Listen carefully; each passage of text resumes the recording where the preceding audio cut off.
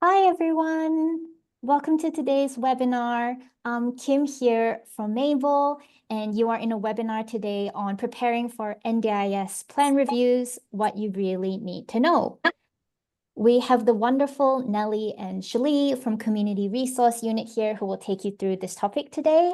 If you have any questions, please feel free to place them in the chat and we will try to get back to as many of you. And all of you will also receive the recording to this webinar tomorrow if you'd like to review the content again. Let's get started. I'll now hand you over to the wonderful team at Crew. Please join me in giving Nellie and Shalee a warm welcome. Wonderful. Thank you so much, Kim. I'll just share my screen. Fantastic. Can we see that?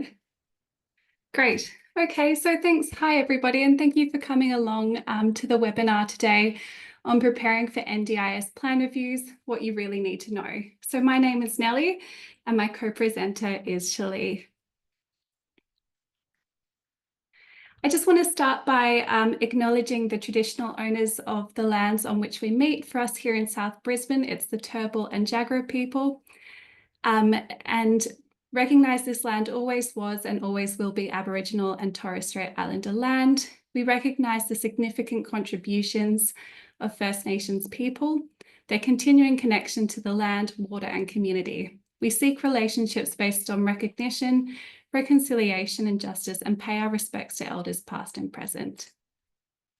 So for those who don't know about Crew, our mission of Community Resource Unit is to work for full and meaningful lives for people living with disability. And to do this, we work with people living with disability, their families, allies in human services, and the community to build a movement for change. For more than 35 years, we've resourced people to lead their own change. We provide information, analysis, and inspiration, link people with each other, and invest in grassroots leadership and development. We're not a service provider or an advocacy organisation. We're based in Brisbane, but work statewide. So today, what we want to do is to provide a different lens to think about preparing for your NDIS plan reviews, one that centres around the idea and the importance of whole of life planning. So I just want to start by acknowledging that we really understand that NDIS reviews can be consuming, stressful, and develop an annual cycle of anxiety around the potential loss of funding. Families and individuals can feel that their life is determined by NDIS funding and subject to a barrage of changes, public opinion, and political footballing. Unfortunately, the way that funding is structured also encourages us to focus on deficits, lack of capacity, and an over-reliance on the medical model of disability and diagnoses. At Crew, we're guided by the social model of disability that argues that people are disabled by their environments and societal barriers, not their impairments.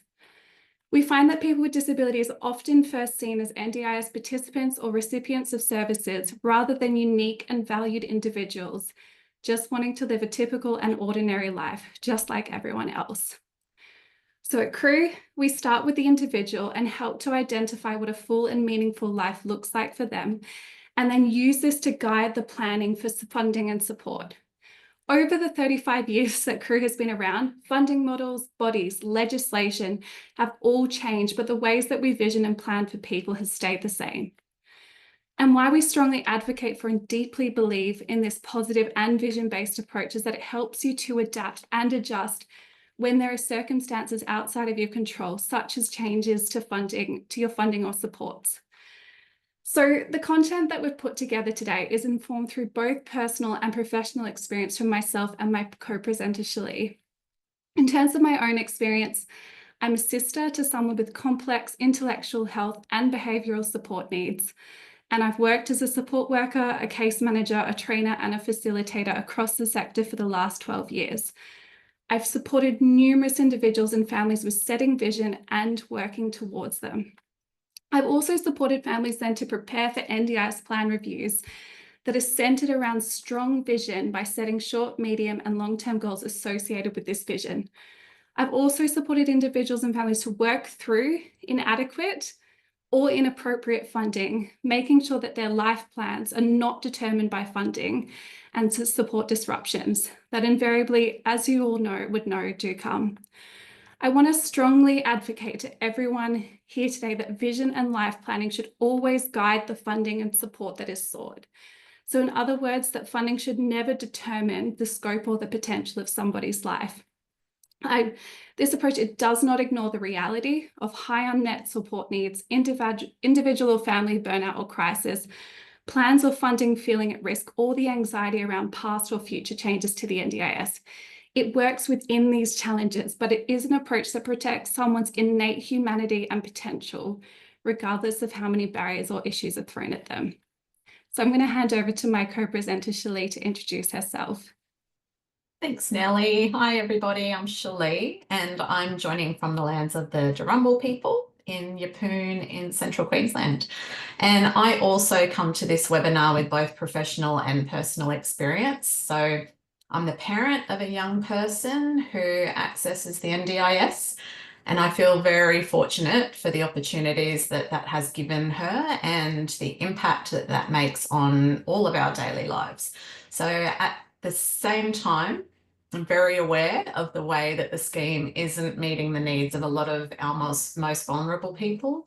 And I do feel the frustration of trying to navigate a system that often doesn't serve the needs of the people, you know, that are the most vulnerable and that it's intended to serve. So really feel that deeply. So I have worked alongside with people with disability and their family in many different roles. So I'm really excited today to share how CREW believes preparing for NDIS plan reviews is a lot more about what's important to the individual than it is about reports and one-off meetings. Thanks, Nellie. Just for the ease of language today, we will be using the terms you or your plan. However, we do know that there's many people with different roles joining us today, such as family members, workers, professionals. So it's important to acknowledge that people with disabilities and their families have been told throughout their lives what they can't do and often only offered segregated pathways, special schools, day programs, groups for people with disabilities, residential services. So it can really sometimes be a difficult task to support people to dream and plan in positive and typical ways, living in your own home, working in full award wage work, having unpaid friends and relationships, truly belonging in your community, studying, traveling, everything that we plan for in our own lives. The medical model of disability and the way that it informs the sector means that families are not supported to think like this, even when innately we know that these things should all be available for our family members. So we're hoping that the first two strategies that we're going to go through today, which is one, identifying what a good life means for you, and two, creating a vision statement that reflects this, will provide a way to dream and plan. So I'm going to hand over to Shalee to take you through these steps. Great, thanks, Nellie. And I'm just going to ask you to skip through the slides for me as we go, if that's okay. So we'll just go to the next slide. Okay, so what are the key elements of a good life? The first step, I guess, is identifying what a good life looks like for you, because it's really individual, and understanding what is really important to you. So what are your universal human needs, not related to your disability? So a few years ago, CREW created this short video by asking a group of people what they thought made a good life. And here's what they said.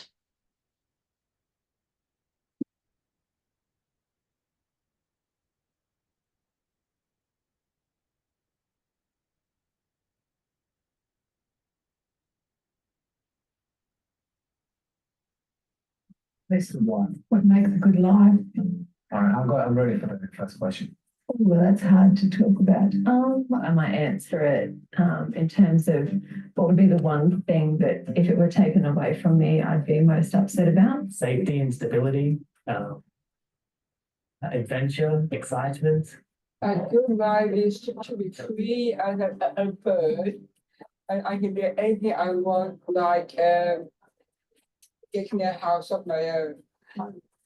Creature writing to entertain family and friends. And creature comforts as well as family, friends, financial supports, those kinds of things. It's a good life, safe and security. Everything along, small, a good life, and have a goal. Follow your dreams.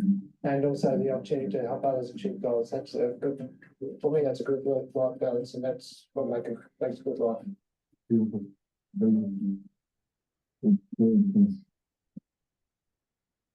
Yeah. I think a key part of it is around people feeling that they have a place within society. Life, and for me that means going to work, A job that I like doing, people that I enjoy working with. Something to do, someone to do it with, and something to look forward to. The positive reinforcement in life, not surrounding yourself by negative people.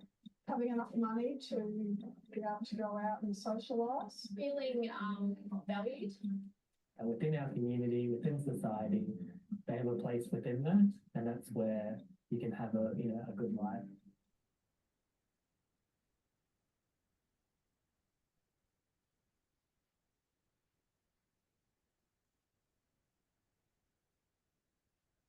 Okay, I hope everyone could hear the audio in that okay. We'll just go to the next slide when you're ready, Nellie. Thank you. Some of the points on the slide here are universal elements of what a good life looks like. So we know that across cultures and across time that these elements here have remained stable. So what we mean is that humans generally desire the same things. So we want to live a regular life that's meaningful and that allows us a sense of belonging.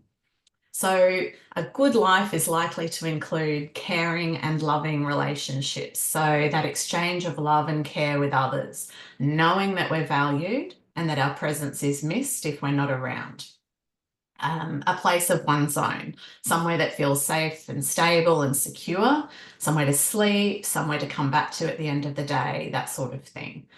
A good life is also likely to include making a contribution. So being able to wake up every day with a sense of purpose and perhaps a task to do. It doesn't matter how big or small. So perhaps someone to visit, employment, volunteer opportunities, all of those sorts of things. Being able to contribute allows us to give and receive value. Directing your own life is an important element to a good life. So I really can't imagine what it would be like to wake up every day and not be able to make my own decisions, just even the small ones like what to have for breakfast, what clothes to wear, how I'm going to spend my time. So let alone those bigger life choices. So the things like where to live, employment, healthcare needs, that sort of thing. But that is the reality for many people with disability. And quite often they are denied the opportunity to direct their own lives. And that it must be a really disempowering way to live. So while often we do this as family members and supporters out of habit for the people that we love, it's really important to recognise that as humans, we should all be supported to be that CEO of our own lives. Okay, so, and the final point there, the basic financial security. So are we able to meet our current financial needs, perhaps our future financial needs? And when we have basic financial security, we know that this creates peace of mind and greater confidence in your daily life. And I think our expectations as a society are that we should all be able to access those basic elements of life. As I said, though, quite often this is not the reality for many people with disability. And a good life for people with disability doesn't always just automatically happen. It can take really careful thought, planning, persistence, and intentional efforts are required in an ongoing way. Next slide, please. So how do we achieve this? As Nellie said earlier, we've broken this down into those 3 steps. So for the first step, identifying what a good life means to you or your family member. So park disability to the side for a moment and just focus on what you care about, what your passions are, what you might like your life to look like. And if you're doing this on behalf of a family member or collaboratively, then think about what lights them up, what might feel good for them. Create a vision and write it down.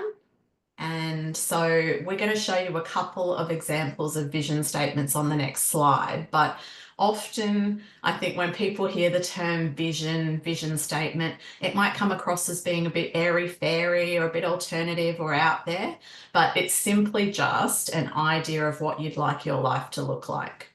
So initially this could just be some sentences on a page, but as time goes on, you can work on it to make it more readable or more in-depth, comprehensive, that sort of thing. So a vision is always a live document, and that just means it's going to grow and change with the person. And then the third step is to shape the NDIS goals around that vision. So perhaps the person might have a goal of perhaps living on their own. So if we state that in the vision, and then we can consider ways to make this, realistically, that could be a very complex goal for some people. So we can then consider ways to make this happen over time. So we can craft the NDIS goals that are in service of that vision. So for example, exploring some skills maybe that are required to live independently, or connecting with people who can help to work toward that. Next slide, please. Thank you.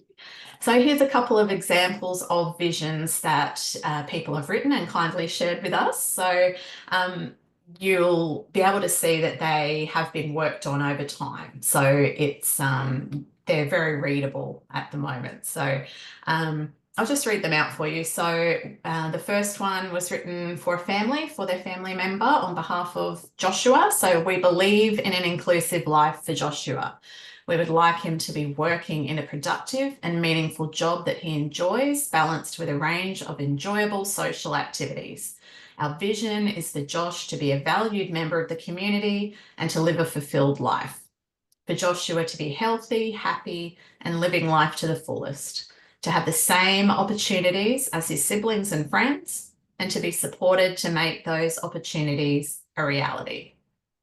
And the next one, written by Sam, in my best life, I'm responsible and responsive. I am dependable. I'm caring to myself and others. My life journey and all that I have achieved inspires others. I am in charge of the decisions in my life, and I have the ability to make my goals happen. I can let go of things easy, and I'm more accepting of things that may happen. I'm my own man, and I get my dreams done. So two different examples there. With visions, there are no set rules. It's a bit of a roadmap for where you'd like your life to go, I guess. So just like the different people that they were created for, they will be different. So they will be specific to the person and always different to the next person's. So we do have resources about where you can find more examples of this, and that can give you a bit of a helping hand to create your own. So we can share those later on. Next slide, please, Nellie. So why have a vision for the future? From experience, I guess, my personal experience, I can share that having a long-term vision for my daughter's future takes the focus off the uncertainty of those short-term NDIS funding cycles, and it helps us to concentrate on the bigger picture. So Gloria Steinem is an American social political advocate and activist, and she has given us lots of great quotes to consider. This one is really appropriate to what we're talking about today. So without leaps of imagination or dreaming, we lose the excitement of possibilities. Dreaming, after all, is a form of planning.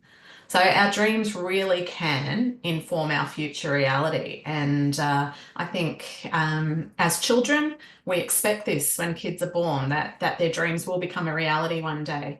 Absolutely the same scenario for people with disability. And as I said earlier, we just have to be a lot more intentional in the steps that we take to get there sometimes. Next slide, please. So we are now going to just play a short video of a friend of Crew. Her name's Alison, and this video shows her family's experience of creating a vision and a plan. And maybe while Alison and Marlene are talking, perhaps just consider, how did they get to where they are now? Thanks, Nellie. I saw that someone said the audio wasn't very clear before. I'm sorry about that. I'm going to turn up the volume slightly and hopefully that will make a difference. Thank you. How did we get here? When Elle was born, we knew that we wanted something better than what the medical profession had said was possible. So this is what has worked for us. We attended many workshops to educate ourselves, sought out people who had done it before, formed a support circle of family and friends, enlisted the help of Pave the Way. The early workshops we found particularly helpful, and we developed a vision. What would a good life look like for Elle? And we've held 64 circle meetings over a period of 7 years. So with that, step by step, we set out to achieve a rich and meaningful life for our daughter. It wasn't always plain sailing. We didn't always have a clear picture of how things were going to work out, but we knew we had to make a start. And we did have some people in our life who didn't believe that Elle could ever live in her own home, so we had to stay positive. We believed it was possible and started thinking, speaking and acting positively. Planning is the key. To us, planning isn't just writing a plan on a piece of paper. We knew we had to think about all aspects of Elle's life. We thought carefully about where Elle would live, how we could support her without much funding, the best location for her to live, and how to have other people involved in her life. We also thought about how we could include Elle's interests and passions wherever possible. It wasn't just all about the house.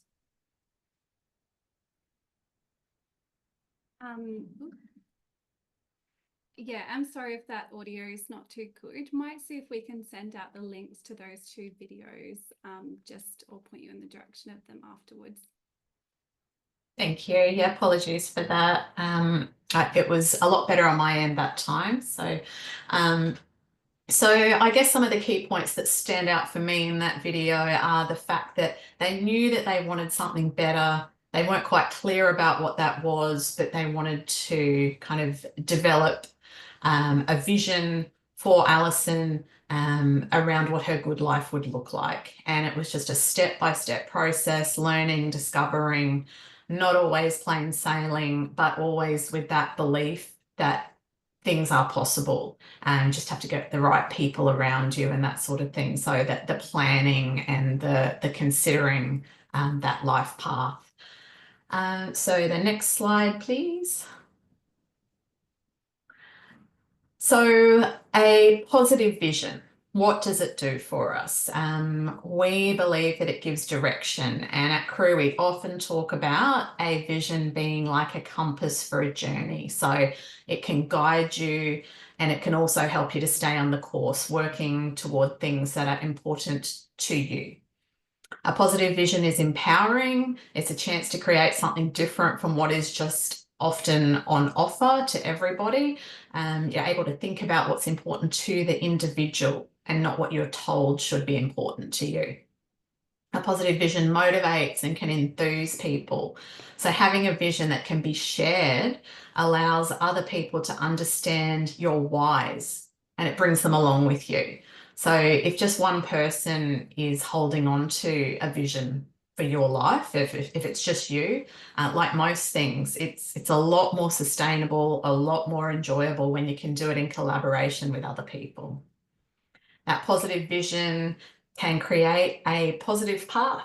So it provides a positive alternative when there is pressure to take a deficit path. And we would call a deficit path anything that doesn't move you toward that picture of a good life, with all those things that we identified at the start of this webinar as being important. So being connected to others, having security, making a contribution, all of those basic elements of life.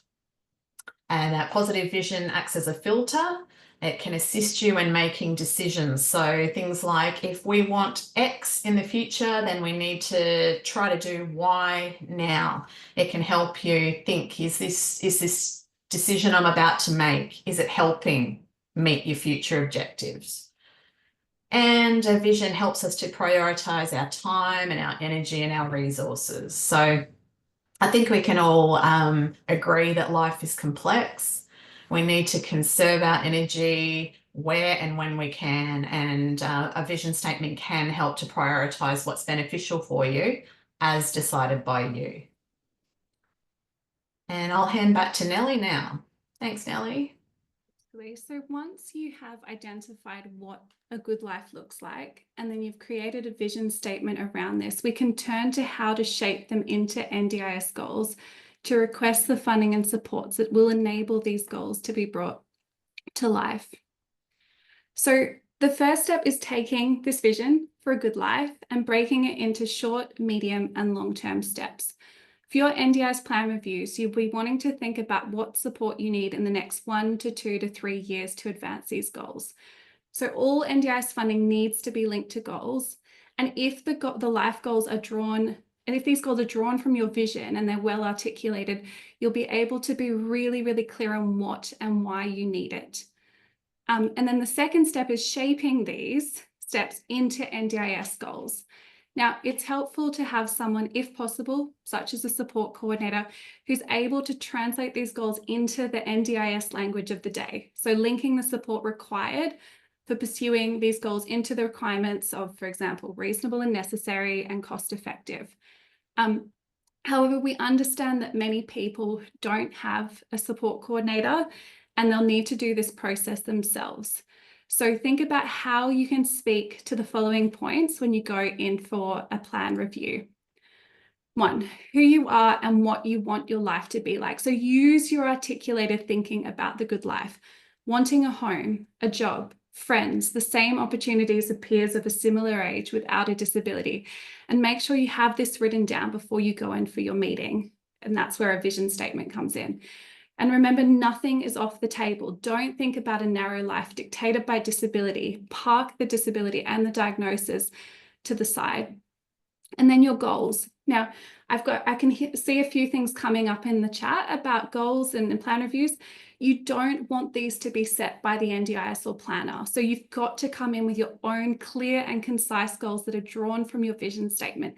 This will prevent this happening. Otherwise, you do get handed these off-the-shelf goals that are not relevant to you as an individual. So you've got to come in with your own goals. And if these goals are drawn from that vision and that life planning, they'll be steadfast. So then the areas where you need assistance to reach these goals due to the impact of your disability. And when you're asking for support that enables you to live a good and typical life in your community, this is reasonable and necessary. You can also take in evidence of stories from the NDIS or NACPO organisations, of which CRU is one, as sometimes you will need to educate the planner about what is possible. Planners do not always know this. And so if you come in educated and knowledgeable about what is possible and what is reasonable and necessary, you will be able to have a much more empowered and directing role in your plan reviews. Remember, you have an innate right to access the same opportunities as any other Australian: a home, employment, a sense of contribution and purpose, further education, friendships and romantic relationships. The NDIS in theory is designed to help and support you to do this, but often needs a lot of support in that process and a lot of intentional work to get those outcomes that you want. Now, unfortunately, we know that things don't always work out. Plans are poorly funded, seemingly inadequate. And if this happens, you need to react quickly by lodging reviews, escalating and seeking support. But when you have a clear and a focused vision that you can continue to return to, this will provide resilience and help shape how you respond to these challenges and changes. So when the legislative changes came through last year, and I know this was a time of high anxiety and uncertainty for many, many people, there were a few families in particular that I worked with who experienced this real anxiety and concern about doing the wrong thing and how the good lives they were building for their family members would be impacted. These individuals and families also had really, really strong life planning and vision statements in place. And so we used these to navigate the changes and come up with creative solutions that meant that while the way we worked towards these goals changed, the goals remained steadfast, the vision remained steadfast. And, you know, we're now 6, 7, 8 months on from those legislative changes coming into place, and we're still having to navigate them, make changes, manage disruptions to support, which is constant. But these individuals at the same time have achieved positive outcomes in their work towards good lives. For example, a new job, living with housemates, and the introduction of a behaviour support plan that includes restrictive practices while continuing to still run their own business. So your vision and planning for a good life, because it exists outside of the NDIS and the funding, it won't be compromised in the face of challenges. Instead, it will help guide your actions and help you to respond. So I just want to leave you with a few key points, and we have raced through content, which will give us plenty of time for questions, which is good. But just to reiterate a couple of key points from today. So all individuals and families may and probably will experience anxiety and fear around NDIS funding, reviews, changes. As a sister, I know that. As a worker, I know that. And I really, really just want to acknowledge that it's full on. But life planning and holding vision that has a strength-based mindset creates resilience and adaptability. Funding and support should always be informed by someone's vision and life plan. Having that in place will help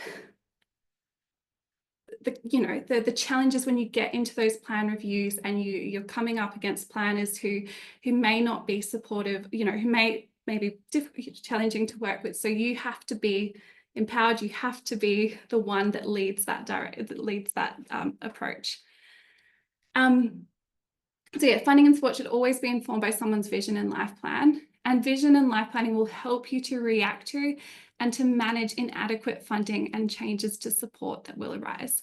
Now, we understand that the scope of people's experiences here today will be very different. Everyone will be at different stages of their journey, will have had different experiences with the NDIS, positive, negative, neutral, different experiences of funding and support. But we do believe that this approach is helpful for everyone, no matter what stage they're at. So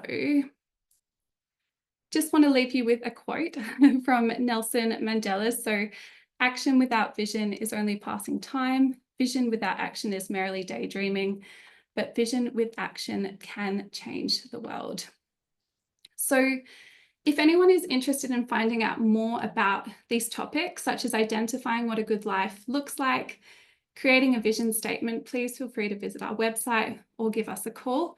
I'm now going to open up a chance for questions, and we've got plenty of time. Unfortunately, we're not able to provide any advice on specific situations, but would welcome any general questions related to the content that we've presented today. So I'll just see what's come. So yeah, so please feel free to pop some questions in the chat. And Shalee, have you noted down any that have come through? The ones we've had so far are sort of specific questions around plans and probably things that we are not well enough versed with to be able to answer accurately in terms of whether or not goals can be changed mid-plan and that sort of thing. Personally, I'm not sure if that's the case at this stage. I wouldn't like to comment on that. I'm not sure if you know any more, Nellie. Yeah, I think my main thing would be is that the wide variety of information, varying information that is told to families and people when they go into plan reviews, it can just, you can get this very contradicting, very alternate information. One family can be told another thing. And again, that's why we really advocate for setting your vision and coming in with goals from that vision. Like, you've got to lead the process and know what your rights are, you know, and know what you can come into a planning meeting with.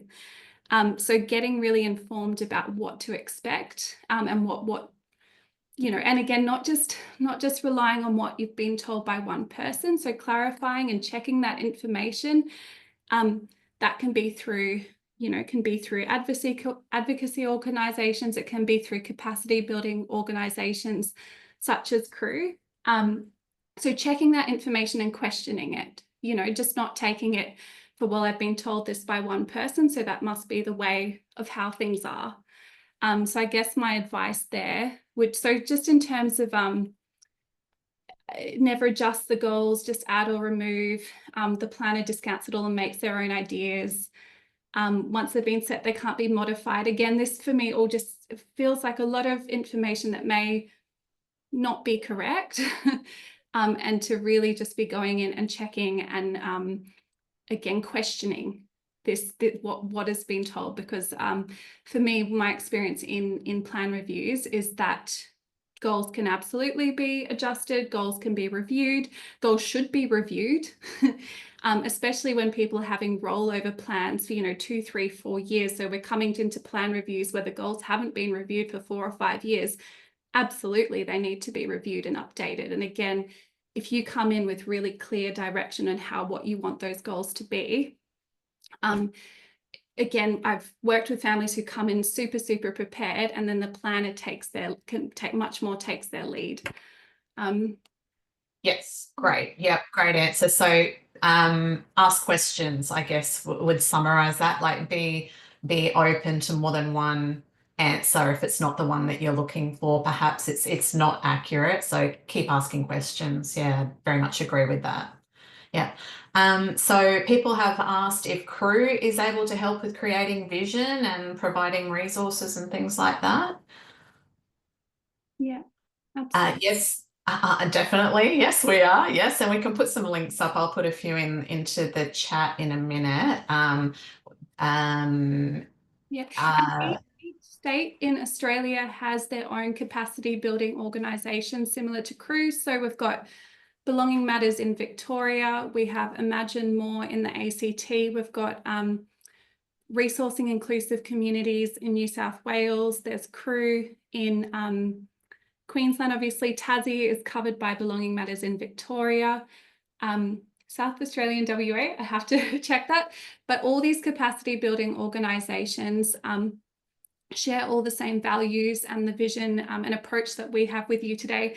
And all of their websites have plenty of resources and information on what the good life is, building vision, and also offer a lot of webinars and ongoing training in how to, you know, and also peer support. There's lots and lots of peer support groups out there as well. So if you want to learn more about this approach, so I would really, start with one of your the NACBO organisations, and these organisations will always take your call and can direct you in the right direction. Yeah, great. I've just put a couple of links in the comments there, but if you're to Google capacity building organisations in my state, like that can be helpful as well, to find out who's closest to you. There's questions around different states there. And yes, I have also heard, thanks Bob, that it is as easy as just emailing your updated goals through to the NDIA and that they will change them. Whether or not that always happens, I couldn't comment, but yeah, hopefully it is that simple. Okay, so I just had, there was a question about what would be the best option sources to get different opinions. So again, it could be as simple as asking to speak to another, asking it to be escalated at your NDIS planning LAC office.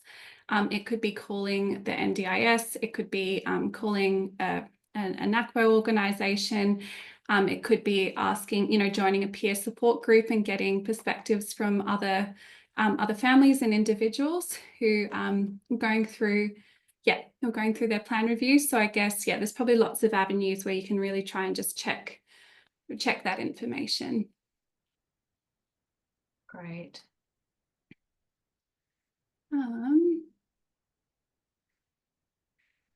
Yeah, and I can see lots of input, from people who have reassessments, and I know that reassessments are really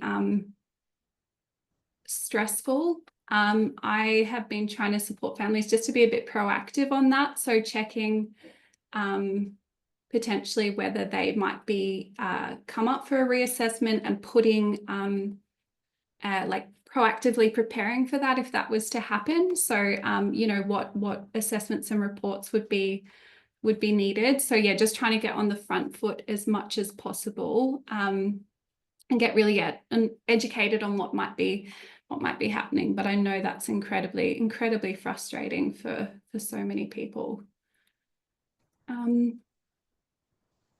There was sorry, there was just a request there for the links to be sent out as well after the webinar today. So is that possible, Kim, for us to supply some links to other resources? Yeah, that would be great.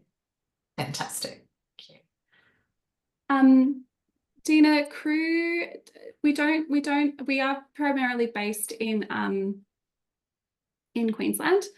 But we always will direct people on to somewhere else, elsewhere across the country if needed. And we do, like similar to this today, we offer a lot of online webinars and trainings that absolutely can be accessed by anyone in Australia. So I just encourage you to check out our website if you were interested in, and then potentially also similar organisations over in WA.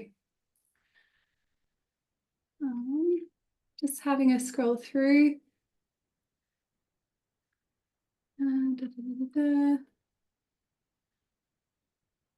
Yeah, and I can see there's just frustration and comments coming through about NDIS not caring about people's vision. And I think that's why we can't rely on the NDIS to hold that or to support that vision. And that's why I really advocate for vision being set and held by the individuals, their families, their circles of support. So any, and vision has to be held by unpaid supporters. So you don't want to leave this in charge of service providers or planners or anyone who's just there in a paid capacity. Even for myself in my professional capacity, I always say I will not be there for as long as, or love the person as deeply, or care as much for the person that I'm providing support to as the family will. And so my work is centered about family, strengthening the capacity of families to do that long-term vision and planning, so that once I'm not there, that I want to set families up to not ever rely on any kind of that support to hold vision. So vision has to be held and advocated for by unpaid people in a person's life. And I know that lots of people are very isolated, and that can be really challenging. But setting up things like a circle of support and gathering people around you or peer supporters who can help you to determine and then guide and hold that vision is incredibly important, because again, the individual, the family are the only people who are going to really truly stick to that vision over years, over decades. And then you need to then advocate that through to the NDIS.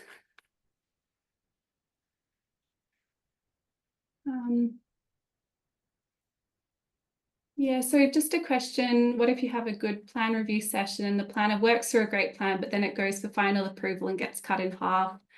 What use was the plan if they developed a great plan and then it is rejected? Shalee, I have an answer. Look, it's a common cause of frustration, Luke, and can absolutely empathize with that. And I think from what we know is that it's not, this is a broad thing. As we said, that plan may have had a different outcome with a different, if it was assessed differently. And so we can't, other than empathizing with that situation, I would just say to appeal that if that's what you think is appropriate to do. But I mean, look, what we're trying to emphasize in our work is that holding on to that vision and not letting those things that are important to yourself or the person you're supporting just slip away when we have those moments that are really challenging, especially when your funding is cut in half, very challenging. Just continuing to advocate for what you need is extremely important, and linking in with organisations who can help you around that. Yeah, it's interesting. I have an approach with one family that we decided on a few years ago because we kept having these incredibly challenging situations thrown at us, both through change of support, risk of homelessness, the legislative changes, all of this. And what we said is that whenever there's this huge disruption, we are going to see it as an opportunity to think outside the box and do something really differently. So now when we come up to, and it doesn't remove the anxiety, it doesn't remove the fear, but we just try to think about, okay, how do we adapt? How to be resilient? How do we just continue to prioritize this vision and these goals, even when funding is slashed, when we can't, a long-term supporter who, had become quite reliant on leave. So, and we've just tried to just readjust that mindset around, okay, and that's where it's really important as well to as much as possible, not just be reliant on funded supports, but look into how you can connect into community and build and safeguard by connections and place and community. So yeah, it's so incredibly frustrating, and when your life just feels like it's gone under complete disruption. But sometimes these situations do force us to work creatively and to think about other ways that we can meet those needs and continue that vision. Which again, it might be like that's ridiculous, like the funding's being cut, but like there is, I guess there are other ways or mindsets that you can use to work through these situations. And that's why we do, advocate for that life planning and vision, because that can guide those more creative and flexible responses. Just a question, do you need an OT assessment for plan reviews? Depends. I know that not as far as I'm aware, but yeah. I know that OT assessments can strengthen some plan reviews. I know that they're needed for ILO applications at the moment, but you've got to have the funding. There's got to be the availability of OTs to provide that. So it's, and it's really helpful to not look at anything as black and white, but just like, well, what are the, if we can't get there, what are alternatives, and get information to support that. And just, a very off the cuff kind of, I guess, comment here, that sometimes I know that people, if you do have an office, an NDIA office in your area, people can find it more effective to actually visit in person sometimes than just making a phone call. Perhaps not, but in the area that I'm in, I know that people have had success in that approach. So yeah, and that's what we're sort of talking about in terms of as well, just thinking creatively, what are the other things that we could do? How much do we need to escalate this situation if things aren't going well?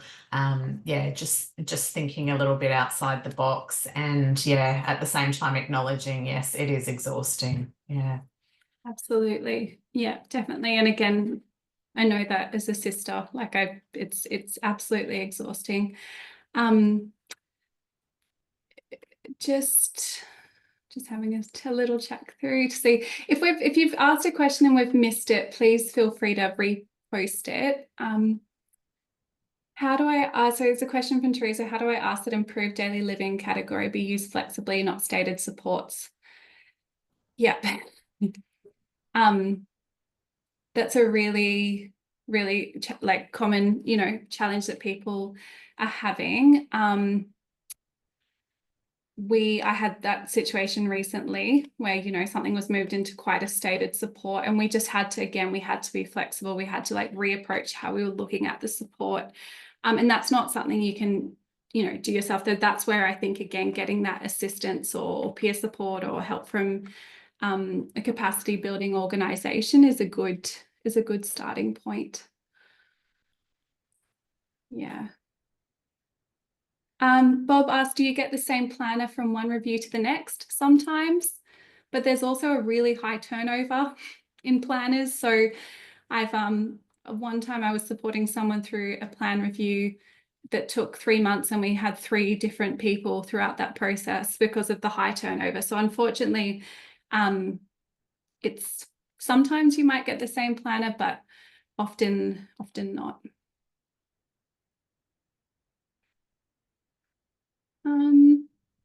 I think we've just got a few more minutes. If anyone's got any other last questions, probably got time for one more. Shalee, is there anything else just on any of those points you wanted to add?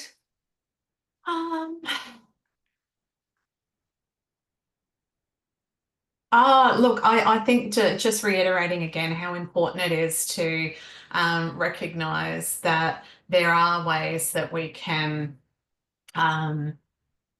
sort of assist, that capacity building organisations can assist people to be maybe more robust in their approach to reviews and things like that. We're here to help people to be able to advocate for themselves as strongly as they would like to. You know, it's really important that people know that advocacy is something that you're going to need to have to do for yourself when you're dealing with organisations like this, and that it's that we're there to help you. So please link in with Crew.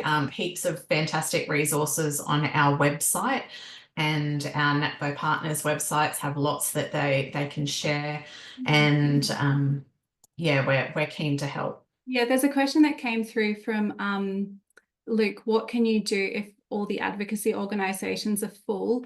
Crew and other NATVO organisations do run trainings on how to self-advocate. So we do know that is definitely an issue of being full. And so we do have run trainings in the past in equipping people and their families to self-advocate, and all the information and approaches you need around that. So obviously, ideally, we'd love to be able to access those advocacy services, but in the absence of that, we can provide information on how to self-advocate. And just a little plug, if anyone here is in the central Queensland area, we do have an advocacy workshop next week in Emerald. So for anyone in that area, love you to be able to attend that. And thank you for all the feedback that's coming through. Just we wanted to hopefully get some helpful information across today. So really, really glad to hear if anyone has got something out of it today. Kim, we might hand it back over to you. Thank you both. Thanks, Shalee. Thank you, Nellie. And thank you, everyone who dialed in today. We'll end the webinar shortly, but really appreciate everybody who's dialed in and all the great feedback and all the questions in the chat. We hope you find it useful. We will share the full recording with you tomorrow. So if anybody wants to catch up and rewatch, or if you've missed a little bit, you will get the link tomorrow in your email. Thank you so much. And we look forward to having you all join us on future Mable webinars. Thanks, Shalee. Thank you, Nellie. Bye, everyone. Thanks so much.